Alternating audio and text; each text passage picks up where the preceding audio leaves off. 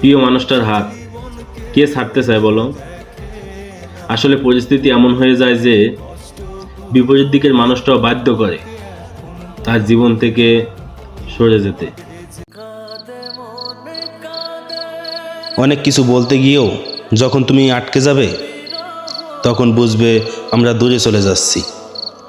খুব করে দেখার ইচ্ছাটাকেও মাটি চাপা দিয়ে যখন তুমি মুখ ফেরাবে তখন বুঝবে আমরা কেউ কারো নয়। আর আমায় নিয়ে দুঃস্বপ্ন দেখেও যখন তুমি আটকে উঠবে না, বুঝবে তোমার স্মৃতিতে আমার আয়ু কমে এসেছে। আমায় নিয়ে করার মতন তোমার কাছে যখন আর কোনো অভিযোগ থাকবে না, বুঝবে আমি ফুরিয়ে গেছি। তারপর এভাবেই একদিন পুরোপুরি অপরিচিত হব একে অপরে। হঠাৎ দেখায় কেমন আছো জিজ্ঞাসা করতেই মুঠো জোড়া অনেকখানি শক্ত করে হয়তো আমরা বলেই ফেলবো ভালো থাকতে শিখে গেছি। কখনো এইটা ভাইবো না যে তোমাকে পাইনি বলে তোমার ক্ষতি করতে চাইবো প্রিয়। হাসতে হাসতে দুনিয়া ছেড়ে দেব, তবুও তোমার সুখের বাধা হয়ে দাঁড়াবো না।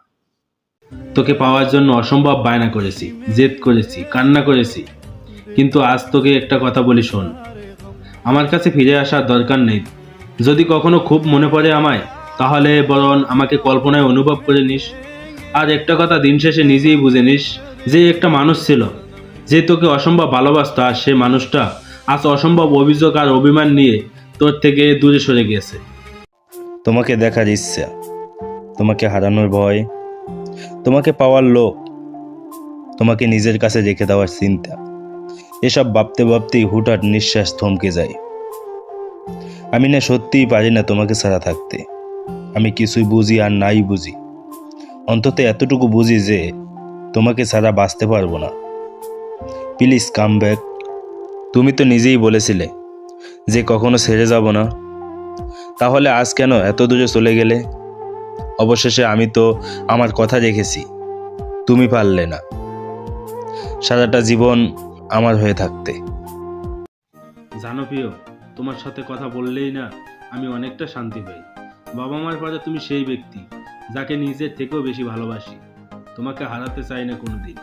যতই খারাপ পরিস্থিতি থাকুক না কেন, তোমার সাথে কথা বললেই মনটা ভালো হয়ে যায়। জানো প্রিয়, এই আকাশে থাকা মেঘের মতোই তুমি আমার ছোট্ট মনের পুরোটা জড়িয়ে রয়েছো। তোমার কথা ভাবতেই আমি চোখে জল আটকে রাখতে পারি না। জানো, আমার খুব ইচ্ছে করে তোমাকে জড়িয়ে ধরে বলি, থেকে যাও না আমার সাথে সারা জীবন। একটি সুইসাইড নোটে লেখা ছিল, আজ থেকে 3 দিন পর্যন্ত আমাকে নিয়ে পরিবারে ঝামেলা হচ্ছে। আজ রাতেও অনেক হয়েছে। সকালে বাবা কাজে যাওয়ার সময় মাকে ডেকে বলল, তোমার ছেলের ওই মুখ যেন এসে না দেখি। তাই বাবা কাজ থেকে ফিরে আসার সময় আমি নিজের মুখটা ঢেকে নিলাম। ভালো থাকুক পৃথিবীর সকল বাবা মাগুলো। একটা লাইন বহুবার পড়েছি, রাখতে জানলে মানুষ কখনো হারায় না।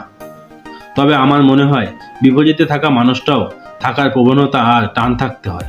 কেননা জোর করে কাউকে ধরে রাখাও প্রায় অসম্ভব। যে যাওয়া সে এমনিতেই চলে যাবে। আর যার আপনার প্রতি মায়া আর ভালোবাসা আছে, সে শত ভুল দেখলেও যাবে না। কিভাবে থেকে যাওয়া যায় তার বাহানা খুঁজে থেকে যাবে।